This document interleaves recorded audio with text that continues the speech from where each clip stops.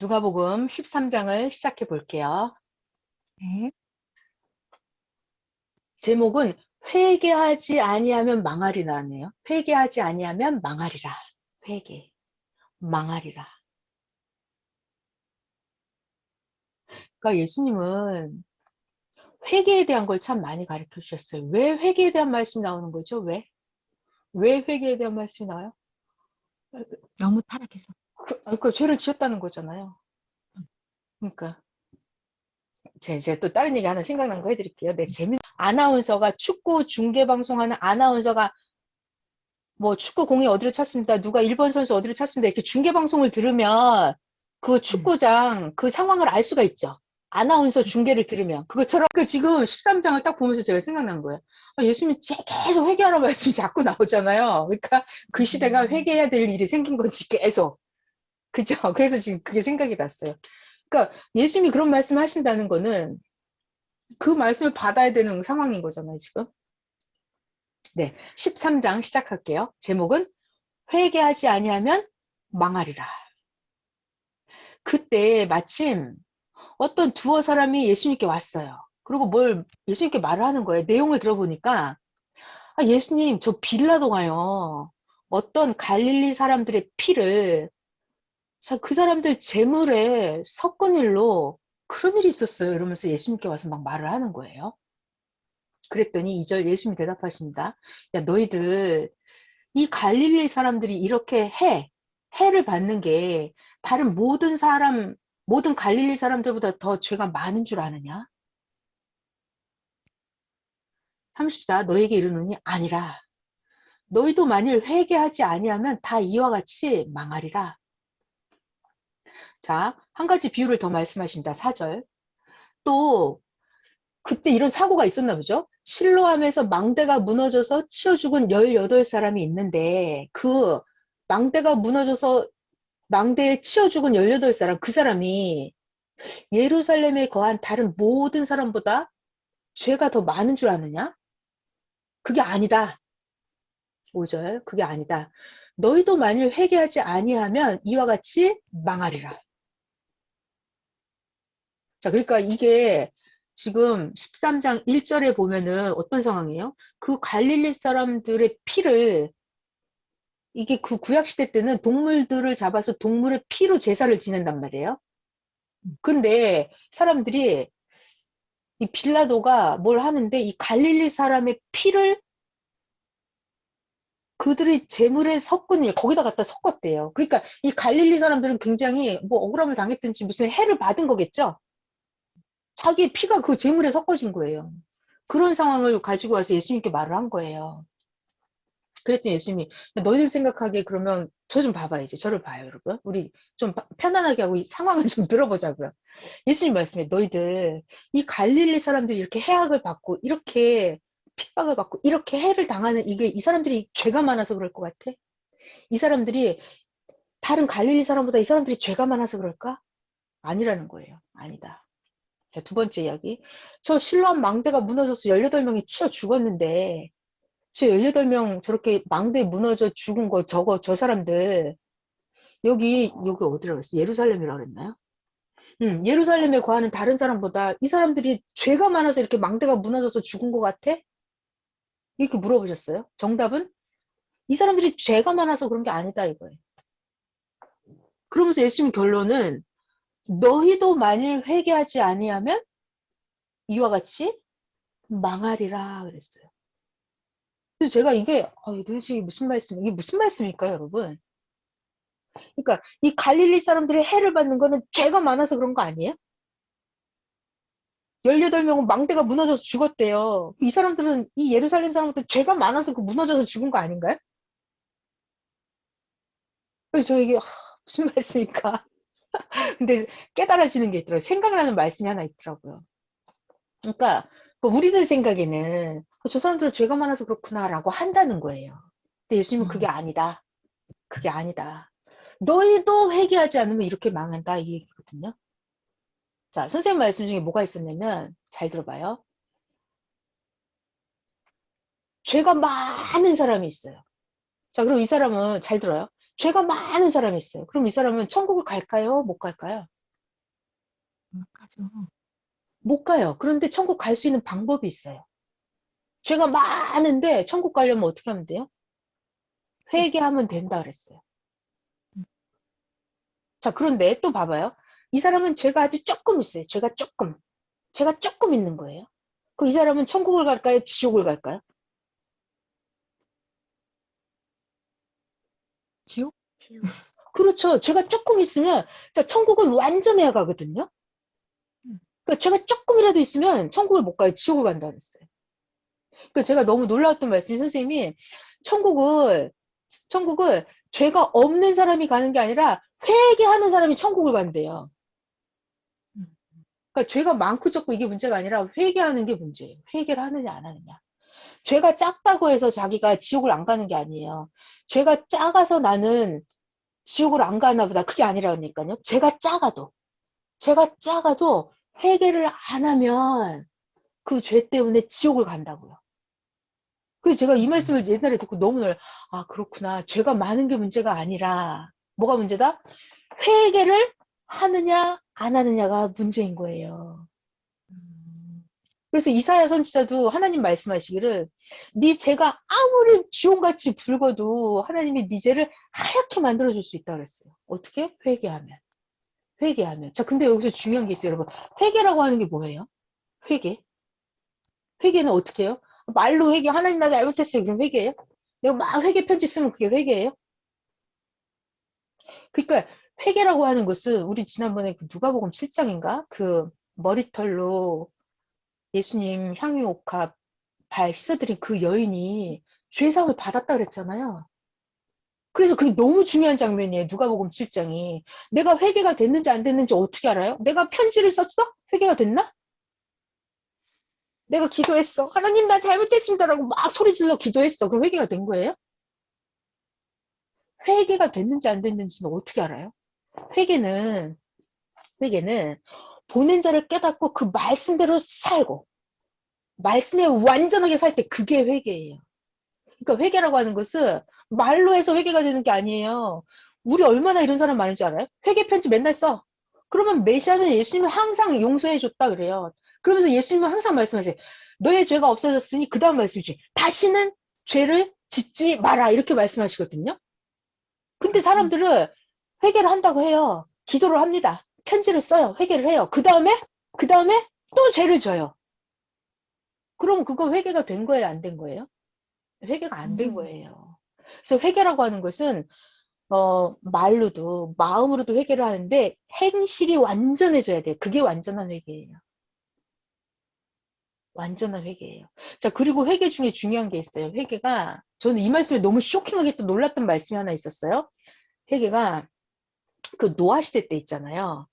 노아 시대 때 창세기 6장에 나오는 그 시대가 악해서 혼인분란, 하나님의 아들이 사람의 딸과 막 결혼하는 혼인분란, 막 하나님보다 세상 것을 더 사랑하는 이것 때문에 그 시대가 홍수 심판을 받아서 싹 망해버리잖아요. 다 죽어버리잖아요. 8명만 살아남아요. 노아 홍수 심판 때. 자, 근데 이때 중요한 게 있어요. 회개의 비법을 하나 알려주시더라고요. 회개는 아주 쉬운 게 있어요. 어떻게? 내가 노아 시대 때를 비유하면 죄를 지었든 말든 전날까지 뭘 했든지 간에 노아가 만들어 놓은 방주에 타라 그러면 그냥 타면 돼요. 그러면 홍수 심판을 면할 수 있어요. 안 죽어요. 그 회개라고 하는 거 선생님 너무 쉽게 가르쳐. 보낸 자 믿고 따르면 회개야 이러시더라고요. 아, 이게 가장 쉬워요. 그래서 회개의 키는 보낸 자예요. 보낸 자를 깨닫는 게 이게 핵심이죠. 근데 문제는 깨달았어? 근데 내 행실이 완전해지지 않아? 그러면 그건 회개가 안 된 거예요. 자, 여러분, 자, 최신 버전으로 해봐요. 내 행실이 변하지 않았어. 내 행실이 계속해서 옛날에 하던 행동을 계속해. 계속 잘못을 계속해. 생각도 자꾸 불안, 우울, 짜증, 게으름 막 이런 게 계속 와. 완전해지지 않았어. 나는 새 역사를 만나서 믿고 따랐고 깨달았다고 했는데, 믿었다고 했는데 이게 행실은 안 고쳐져. 그러면 내가 깨달은 거예요? 못 깨달은 거예요? 못 깨달은 거죠. 못 깨달은 거예요. 정답은. 선생님이 그러시더라고요. 깨달았으면 그렇게 안 한다는 거예요. 그러니까 선생님이 이번 주 최신 버전 깨달아라, 깨달아라, 깨달아라. 이게 깨닫는 자는 그런 짓을 다시는 하지 않아요. 진짜 깨달으면.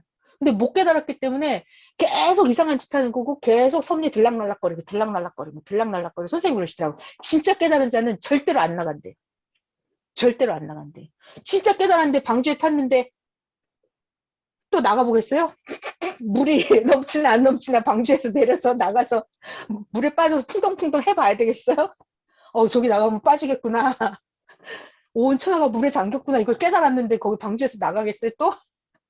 못 나가죠. 그죠? 자, 그래서 지금 회개 말씀 너무 깊이 들어왔는데, 그죠? 이게 실로암 망대가 무너져서 그들이 죄가 더 많은 줄 아냐, 이 말씀 하다가 여기까지 왔어요. 자, 13장에 1절에 제목이 뭐라고요? 회개하지 않으면 망한다. 너희들 생각하기에 저 갈릴리 사람들이 저렇게 해를 받는 게 죄가 많아서 그런 것 같아? 아니야. 실로암 망대가 무너져서 저 치워 죽은 18명 죄가 많아서 그런 것 같아? 아니야. 너희들도 회개 안 하면 다 똑같아. 회개 안 하면 다 망해. 예수님 말씀이 이거의 결론은. 확 이해되시죠, 이제? 아멘. 네. 그러니까 죄가 많은 게 문제가 아니라 많아도 회개하면 천국 간다니까요. 근데 죄가 조금 있어도 아멘. 그걸 깨닫지 못하고 내가 뭔 죄인인데, 내가 뭐 메시아랑 나랑 뭔 상관인데 이러면 그 죄는 영원히 사함을 받을 수가 없어요. 메시아가 눈앞에 나타났는데 깨닫지 못하고 이거는 뭐 답이 없는 거예요. 메시아를 보내준 거는 죄 문제를 청산할 수 있는 제일 쉬운 방법을 주신 거거든요. 근데 그거를 메시아를 눈앞에 놓고 깨닫지 못하고 계속해서 엉뚱한 짓 하면 이건 답이 없어요. 답이 없어요. 자, 넘어갈게요. 자, 우리 6절로 갑니다. 6절. 6절로 가요. 제목은 열매 맺지 못하는 무화과 나무 비유. 자, 6절. 예수님이 또 비유로 말씀하십니다. 예수님은 비유가 아니면 말하지 않는다 그러셨어요. 비유로 말씀하십니다. 한 사람이 어떤 주인이 있었어요. 포도원에 무화과 나무를 심은 것이 있었는데 왔어요. 그 열매를 따가려고 했는데 얻지 못한지라. 7절 포도원 지기에게 말하되 야 내가 주인이에요. 3년 동안이나 와서 이 무화과 나무에서 열매를 구했는데 열매를 얻지 못하였으니 이 나무를 찍어버려라. 어찌 땅만 버리게 하겠느냐. 8절 포도원 지기가 대답을 합니다. 주인님, 금년에도 딱 1년만, 금년에도 딱 한 번만 그대로 더 놔둬보세요. 내가 두루두루 파고 여기에 걸음을 잘 해볼게요. 9절. 그리고 나서 이후에 내년에 만일 이 무화과 나무가 열매를 열면 좋거니와 그렇지 않으면 열매를 맺지 못하면 내가 1년만 더 해볼 텐데 열매를 맺지 못하면 주인님 그때 찍어버리세요. 하시니라. 자, 이거 비유죠? 네. 여러분, 이거, 저를 봐봐. 이제 거의 읽었으면 돼. 저를 봐봐. 이 비유가 이해가 안 되는 분이 없어요. 다 이해되죠? 아니, 나무를 심었는데 해마다 와서 이 나무 열매 있나? 없나? 3년 동안 열매가 없어요. 그럼 당연히 찍어버리죠. 그랬더니 이 포도원 지기가, 주인님, 1년만 더. 내가 1년만 더 걸음을 잘 해보겠대요. 1년만 더 해봐서, 1년 더 해봐서 그때도 열매가 안 되면 주인님 그때 찍어버리시죠? 라고 합니다. 자, 이 비유 예수님이 왜 말씀하실까요? 우리 주현 씨 마이크 풀고 얘기해 줘 보세요. 네. 말씀을 들었는데 행실의 열매를 맺어야 되는데 행실이 안 바뀌어서 하신 말씀. 그거 맞죠? 맞죠? 또, 자, 선생님이 해주신 정답이 있어서 그래요. 자, 이제 마이크 닫으셔도 되고요. 자, 그러면 선생님이 해주신 정답을 알려드릴게요. 이게 누구의 말씀이죠? 지금 메시아 예수님의 말씀이죠? 예수님 말씀이에요. 그러니까는, 한 사람이 포도원에 무화과 나무를 심은 곳이 있더니, 이 포도원 주인은 누구예요? 하나님이죠. 하나님, 무화과 나무를 심었어요. 근데 해마다 수확을 거두러 왔는데 수확이 없는 거예요. 그래서 하나님이 찍어버리려고 그랬어요. 하나님이, 야, 집어치워. 이 무화과 나무 잘라버려. 했는데, 포도원 지기는 누굴까요? 포도원 지기가, 제가 1년만 더 해볼게요. 1년만 더 해볼게요. 1년만 더 두루 파고 걸음을 해볼게요. 걸음을 해볼게요. 비료를 주고 여기다가 잘 농사를 지어볼게요. 주인을 막 애원하는 이 포도원 지기는 누구일까요? 비유를 풀면. 메시아. 정답. 그러니까 포도원 지기가 하나님께 간구하는 거예요. 하나님, 제가 한 번만 더 해볼게요. 이 메시아의 역할이 바로 이거예요. 하나님 앞에 우리를 중보해 주는 거예요. 하나님은 그냥 찍어버리라 그래. 끝났어. 그만해. 어쩔 수 없지. 라고 하시는데 포도원 지기가 메시아가 하나님 한 번만 더, 한 번만 더, 한 번만 더. 제가 한 번만 더 해볼게요. 그러니까 선생님이 그러시더라고요. 구원자는 부모의 사랑 정도 가지고 구원을 못 시킨대요. 애인의 사랑 정도 가지고 구원을 못 시킨대요. 그러니까 자기 목숨까지 다 들어가는 자기 피값까지 다 갖다 넣는 그 정도의 사랑이라야 구원을 시킨다고 하시더라고요. 그러니까 지금 하나님의 심판의 칼이 날라왔잖아요. 찍어버려 이랬잖아요. 근데 포도원 지기가 주인님 1년만요. 1년만 더. 1년만 더 이러잖아요. 이게 메시아예요. 예수님의 비유 엄청나죠? 자, 넘어갈게요. 진짜 할렐루야죠, 여러분. 우리 메시아를 만난 사람만 이런 구원의 길을 갈 수가 있어요. 아니면 하나님이 그냥 야 찍어버려 그럼 다 끝났을 거예요. 우리 저는 끝났습니다. 예전에 저는 예전에 끝났어요. 야 정말 넘어갈게요. 그러니까는 진짜 선생님 말씀은 영생의 말씀이에요. 진짜 듣고 깨달아야 돼요. 그때마다. 네. 자, 우리 기도 무슨 기도 해야 돼요? 깨닫게 해달라는 기도 해야 되고요. 자, 우리 성경을 읽을 때도 느끼잖아요. 지금 아니 그냥 이렇게 1차원 육적인 차원에서 성경을 읽으면은 맨날 그 자리잖아요. 그러니까 성경을 읽을 때도 하나님, 예수님 이 말씀 왜 하시는 건데요? 성령님, 제가 무엇을 깨달아야 됩니까? 이렇게. 성경을 볼 때도. 또 주일 말씀을 들을 때 진짜, 주일 말씀 들을 때 진짜 기도해야 돼요. 하나님 오늘 무슨 말씀 해주시는 건데요? 저 오늘 뭘 깨달아야 되는데요? 이렇게. 진짜로 해야 돼요. 안 그러고 맨날 육적인 막 그 가수면 혼수 상태에서 졸랑말랑 하면서 이런 육적 세계에서 듣고 오잖아요. 혼계 못 들어가고 영계 못 들어가고 육계에서 말씀 듣고 오면은 하나도 기억 안 나고 하나도 깨닫지 못해요. 그럼 맨날 제자리예요. 영이 성장을 안 해요.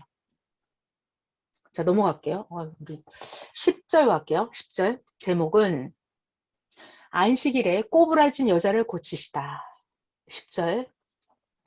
예수님이 안식일날 한 어떤 회당에서 또 가르치십니다. 11절. 18회 동안이나 귀신이 들려서, 자, 귀신이 들리면 증세가 이래요. 알아요. 끙끙 알아요. 귀신 들리면 진짜 그래요. 앓으며 꼬부라져서 귀신이 들려서 꼬부라져서 조금도 펴지 못한 한 여자가 있더라. 예수님이 보시고 그 꼬부라져 귀신 들린 여자를 불러서 말씀하십니다. 여자야, 네가 너의 병에서 놓였다. 이게 무슨 날? 안식일 날. 예수님이 안식일 날 어떤 회당에 가셨다가 이 여자를 고쳐주신 거예요. 그랬더니 13절 안수하시니 여자가 곧 펴고 하나님께 영광을 돌리는지라. 자, 14절 회당장이 등장을 합니다. 이 회당장이 예수님을 째려보고 있었어요. 예수께서 안식일에 병을 고치는 것을 보고 분을 냅니다. 그리고 무리들에게 말해요. 아니, 일할 날이 엿새나 있는데 그동안에 와서 고침을 받을 것이 왜 안식일에 이런 걸 하는 거야? 안식일에 하지 말아야지. 하거늘 15절 예수님이 대답하십니다. 이 외식하는 자들아 너희가 각각 안식일에 자기의 소, 나귀를 이게 안식일날 너희는 소나 나귀를 외양간에서 풀어내서 이끌고 가서 물을 먹여주지 않느냐? 하죠 우리 안식일날.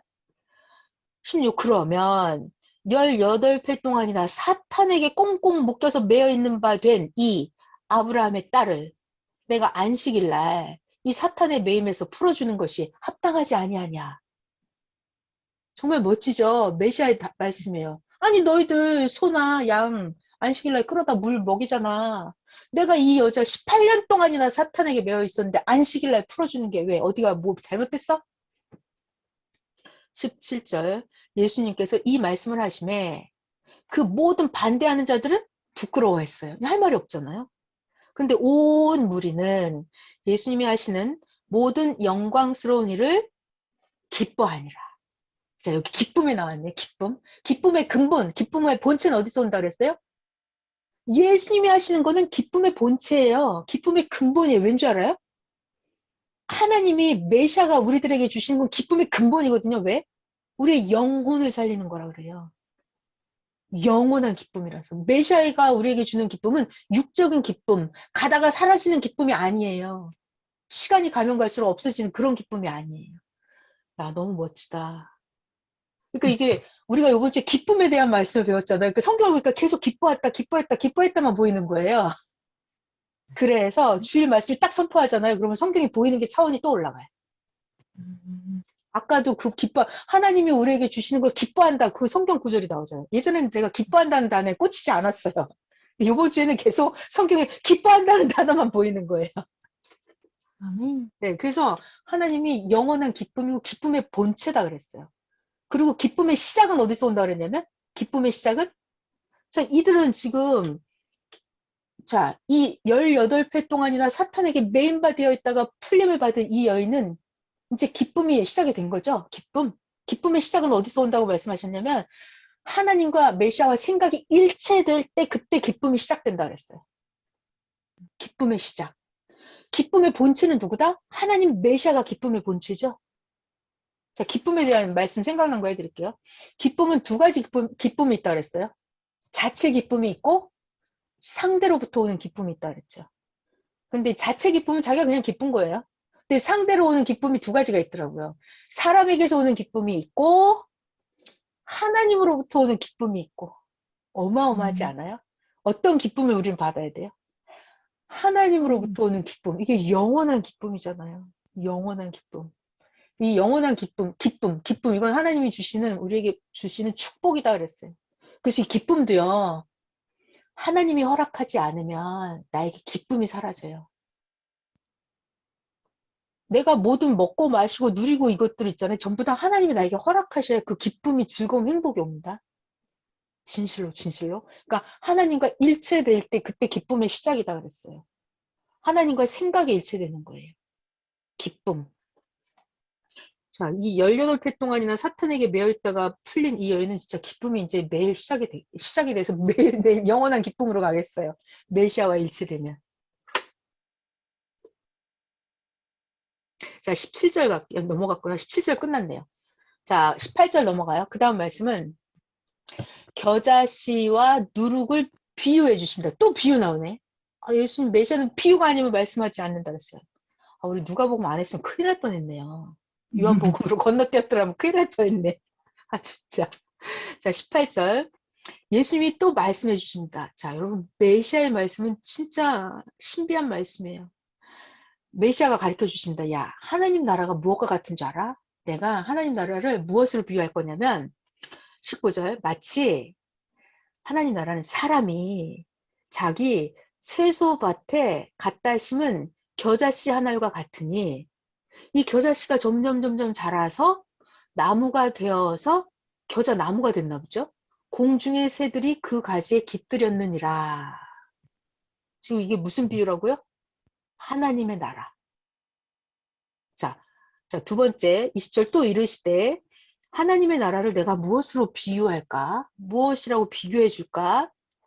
21절 하나님의 나라는 마치 여자가 가루 서말 속에 갖다 넣어 전부 부풀게 한 누룩과 같으니라 말씀하시니라. 자, 여러분 됐어요. 여기까지 자, 여기 비유 다 알죠, 여러분. 이거 겨자씨 하나를 심으면 어떻게 돼요? 채소밭. 근데 저 이거 오늘 처음 알았어요. 겨자씨를 채소밭에 갖다 심나 보죠? 채소밭에 심나 보다. 저 겨자씨는 지구 세상에서 그 식물 씨 중에 제일 작대요. 겨자씨를 여기다 심어요. 그럼 이게 점점 자라서 나무가 되어서 공중의 새가 그 가지에 깃들였느니라. 이게 하나님의 나라래요. 그래요? 무슨 말이죠? 그러니까 비유를 풀으려면요. 마치 계시를 푸는 거나 꿈을 푸는 거나 다 마찬가지예요. 이 만물 세계를 잘 알아야 되거든요. 그러니까 제가 생각을 해봤어요. 겨자씨? 이 작은 씨가 여러분 겨자씨가 여기다 갖다 심었어. 그 이게 싹이 나고 자라서 이게 나무가 돼야 돼. 여기는 두 글자. 자라 나무가 돼요. 6글자거든요. 겨자씨를 심어서 이게 자라 나무가 돼. 그럼 몇 년 걸릴까요? 나무가 돼서 새가 와서 깃들일 정도가 되려면 몇 년이 걸릴까요? 저 잘 모르겠어요. 아무튼 그러니까 하나님의 나라가 어느 날 뿅 하고 생긴다는 거야? 아니면 이렇게 심어서 겨자씨처럼 아주 작은 씨앗이 떨어져서 그것이 수년간의 세월이 걸려서 자라서 이렇게 성장을 해서 거기에 많은 새들이 깃들이기까지 이게 하나님의 나라래요. 그 사람들은 하나님의 나라, 천국, 휴거 그럼 막 뿅뿅뿅뿅 뭐가 되는 줄 알아요. 그게 아니라는 거잖아요. 겨자씨를 심어서 물을 주고 거기 비료를 해야 될 거 아니에요. 키워야 되고 햇볕을 잘 받고 벌레 잡아주고 해야죠. 벌레가 다 먹어버리면 이게 겨자씨 나무가 자라겠어요? 안 자라죠? 그러니까 하나님의 나라는 그렇다는 거예요. 하나님의 나라는 어느 날 망상같이 그렇게 이루어지는 게 아니에요. 수고하고 애써서 차근차근 천천히 조금씩 계속해서 되어가는 게. 그래서 이번 수요 말씀에 그랬잖아요. 기쁨이 오기 전에 먼저 고난이 있어야 된다. 이 나무를 키우기까지도 이게 그냥 크지 않아요. 그죠? 수고하고 애쓴 만큼 나무가 성장할 거예요. 네. 하나님의 나라는 그렇게 이루어진다. 이걸 더 깊이 들어가면 하나님은 하나님의 나라 성경 역사를 황금성 천국을 6개에서 0개에서 이루기 위해서 어떻게 했다? 구약, 신약 이렇게 이루어가고 있잖아요. 그 겨자씨 나무가 자라서 나무가 돼서 새들이 깃들이는 거랑 똑같잖아요. 그 비유 하나를 깊이 생각해 보시면 엄청난 말씀이 있습니다. 자, 또 넘어가서 그 다음에 21절에는 여자가 가루 서말 속에 갖다 넣어 전부 부풀게 한 누룩과 같으니라. 누룩. 지금 말로 하면 이렇게 부풀리는 거죠. 가루 서말. 자, 가루가 서말이 있어요. 진짜 대박인데. 가루가 서말이 있어요. 가루가 한 말, 두 말, 서말이 있어요. 거기다가 누룩을 넣어요. 누룩을 넣으면 어떻게 되죠? 엄청나게 부풀어나죠, 이렇게. 엄청나게 부풀어나요. 엄청나게 부풀어나요. 그래서 천국은 이렇게 아주 작은 건데 갖다 넣어서 이게 점점 커진다는 의미죠. 자, 여기서 누룩이 상징하는 건 뭐였어요? 말씀이었죠, 말씀. 네. 그러니까 자기가 말씀을 듣고 자기가 점점 천국으로 변해가는 거예요. 하나님의 나라. 자기가. 자, 봐요. 일단 자기 하나가 천국으로 변해지잖아요. 그럼 우리 가족도 천국으로 변해지잖아요. 점점. 누룩처럼 점점. 우리 나라도 점점. 그리고 시간이 가면 갈수록 온 세계가 점점 이렇게 번져가잖아요. 그러니까 하나님의 나라는 그렇게 이루어진다는 거예요. 어느 날 뿅 하고 생기는 그런 게 아니고. 네. 그래서 예수님이 천국 하나님의 나라에 대해서 비유로 가르쳐 주셨습니다. 자, 22절 넘어갈게요. 제목은 좁은 문으로 들어가라. 좁은 문으로